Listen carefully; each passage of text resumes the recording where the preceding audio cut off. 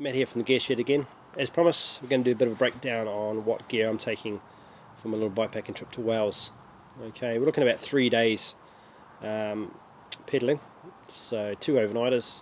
This is the first time we're going out and about on our bikes. We usually do walking, or we do mountain biking, but it's not staying out overnight. So it's all kind of new. It's kind of like a morphing of walking and biking, so it's kind of all new things put together. So we'll try and go through, it'll go pretty quickly just to give you a quick taste of what we've got. I won't go through everything, trying to unpack everything, it's going to be a bit of a pain in the ass, but we'll go and give you a quick rundown. So we'll start at the back here in this Alp Kit Kanga. If you watched my previous video, you'll see me talking about that. Basically in here we've got food. Now what I've done is stuck it in, although this is waterproof material, the seams aren't sealed so you'll get water through this, so I'm just using a big rubbish bag. The other advantage with this is that you can just pull this out. Obviously this is wet and dirty from the day's riding. If you pull it out, you can take that into your tent. That's all nice and dry. So I've got a bit of food and stuff in here. It's all very random stuff I pulled out of the cupboard, so we won't go into that too much. In here we have my cook system. So what we have in here, quickly, this is a bit of belt and braces approach, because I'm trying something new. So we've got gas, good old dirty gas canister. This is old pot that I've got. Oh, lots of crap, bits and pieces, spares and bits and pieces of crap in here. So it's not quite, I haven't packed it properly, I'll just put it in to show you. So I've got an old Primus gas canister there, a gas cooker there. That's my backup. So because what I'm taking is, this looks excessive, but I've got a new pot to try. So I'm taking 2 pots, which is overkill. I know. Crucify me. So this is the one I usually use. Goes with that. Titanium spoon, titanium windshield, pot lifter for that guy, and then we have in here, this is just a cheap titanium pot I got from China. Trying to do this one-handed is never great fun. Oh, bear with me guys. Right, got 2 spoons, so we leave one behind. Titanium spork. So in here is lighter, pot lid, and then this is an RF. This is a bare bones backpacking RF stove. I don't know whether you can see that there. So this is a remote feed meth stove. So this is new. Haven't tried it out in the wild yet. Used it around home and just sort of experimented with it. So I'm going to take it out and try it. Hence, I haven't been that wonderful using it. I've had a few cock-ups and I end up using a heap more meths than I need to. So hence I'm taking this gas cooker just for this trip. So once I get used to that, I'll obviously leave that behind, but this is just because I'm pretty crap at using this at the moment. So once I have some practice, then I'll feel happy about taking it with me and just using it, just keep putting it out and doing all sorts of crazy stuff. So this is kind of like, if it's really shit weather, we'll just go to gas because we know it's going to work. Alright, so that's kind of lots of bits and pieces. I haven't packed this properly. I leave a lot of the stuff sack and crap behind. It's just kind of like I packed it all in there to see how it all fit. So that gives you an idea of what I'm taking for cooker wise. This is an old Camping Gas Rando 360 pot, which happens to fit this RF stove pretty well. Fits quite well on the gas canister, and everything seems to fit inside it, which is cool. This is something I had laying around from an old cooker. Right, so that gives you an idea. So that's what's in the back there, plus a big bag of food. Way too much food. I've got I usually go on to the adage that if I like it, I'll take it. Weight be damned. I've also got in there a army wet meal, quite a big one. It's a 400 gram one, so it does weigh a ton, but it's something I had in the cupboard, so we're just using what we've got at the moment. And what we'll do is, once we start doing a bit more, we'll actually buy some. Right, so in here, in the frame bag, we've got waterproof. This is an OMM Cypher event smock, nice and small and light. We've got some arm warmers and leg warmers hiding in there, and then in the bottom here I have got the big divider that I'm digging into. Big Velcro divider. Oh, get in there. So we have a Sawyer squeeze with the plastic Coke bottle in there, so you can scoop stuff out of rivers. Plus the obviously the squeeze container. Tool kit, spare tube, Allen keys, chain tool, that kind of stuff just hiding in the bottom there. Fuel bottle. So, whoops, this is the fuel bottle that goes on the RF stove. So you just unscrew the top and put the little top on, and you just squeeze your fuel out. Alright. Not sure how long that'll last with my bad lighting. Cook Brothers racing pump, nice and small. And then what else is in here is some cable ties for my Heath Robinson water bottle holder, which I'll show you in a minute. Okay, probably get a bit more in there, but that's because I made this not too fat, because I didn't want to get too much crap in there. That's probably about the maximum I want to put on here. This is my top tube tank bag that I made.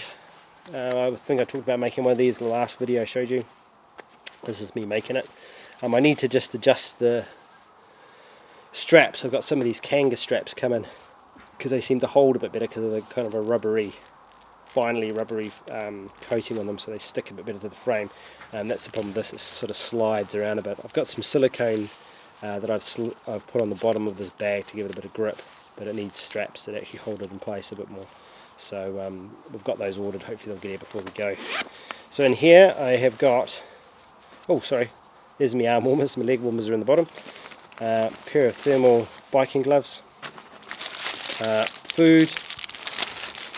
I've got in here at the moment, it's just naked bars. These are really nice, I like them. Especially the chocolatey flavour ones, they're nice. So they hide away in there, so that's that. We'll obviously put some more stuff in, I'll probably put my phone in there and we get along. Right, so in the front here, because we've got the frame bag, we haven't got any capacity for water bottles. So what we've done is ordered these two little brackets. I think the Armco or something. This is a cheap Chinese aluminium bracket. It's quite a reasonable good quality one, but it's designed to go on your bar and allow you to put a water bottle on your bar.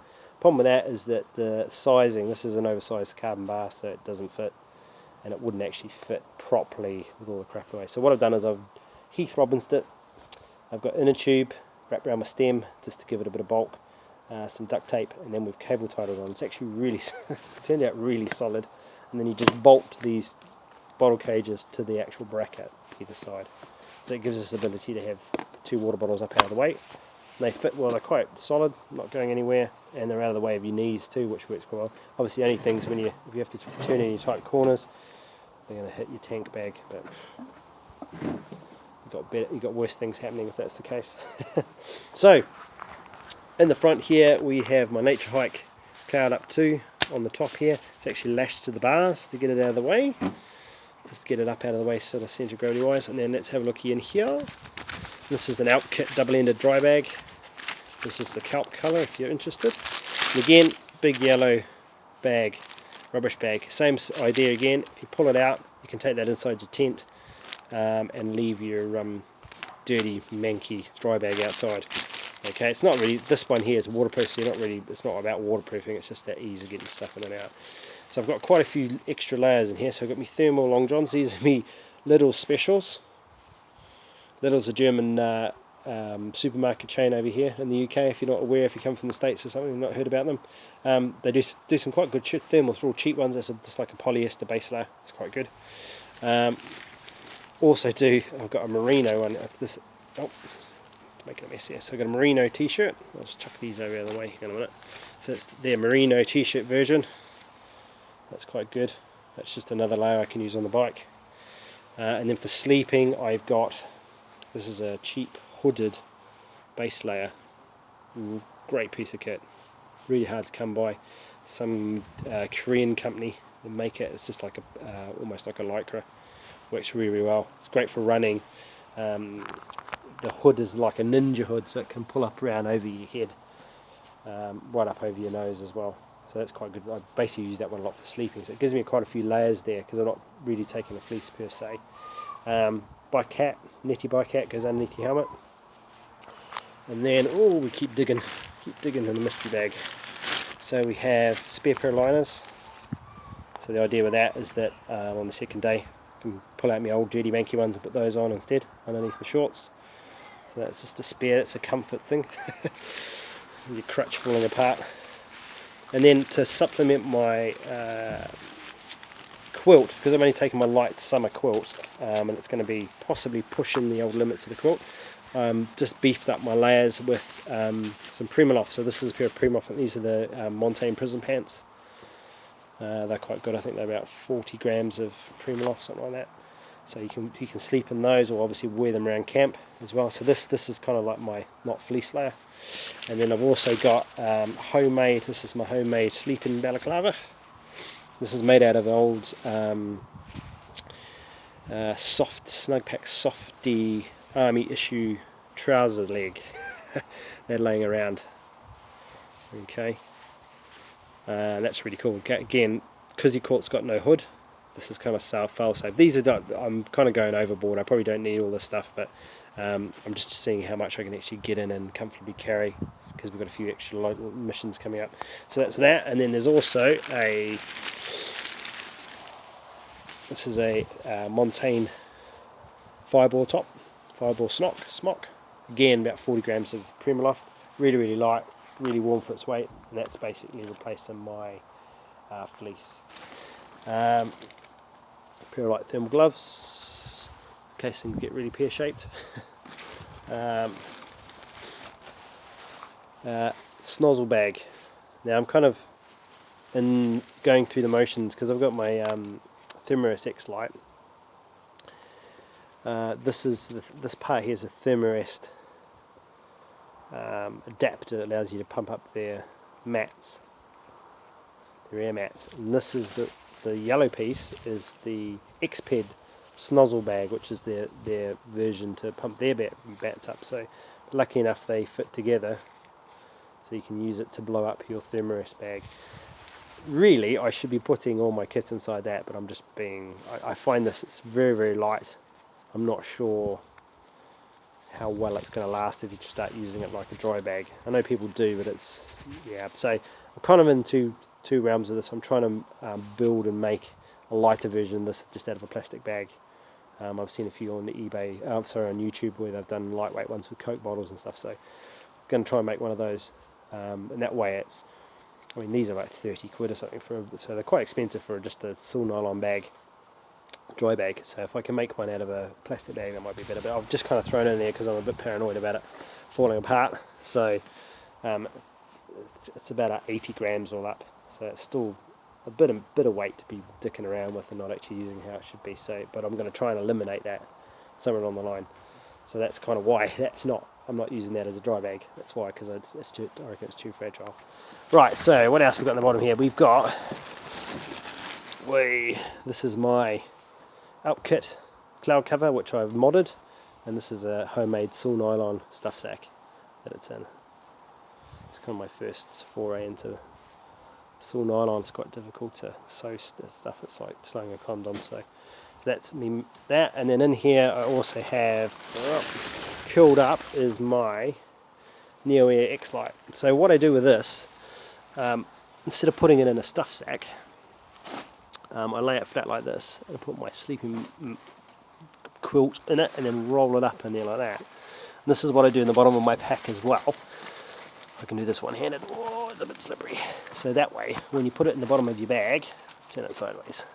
Sorry about the jerky filming, guys. That you have this in the bottom. Let's do it this way, and then that wrapped around it like that. So it takes up a lot less room. So instead of putting it in a stuff sack and taking up all that stuff sack room, I wrap it around my bag, and then it actually takes up very little room at all.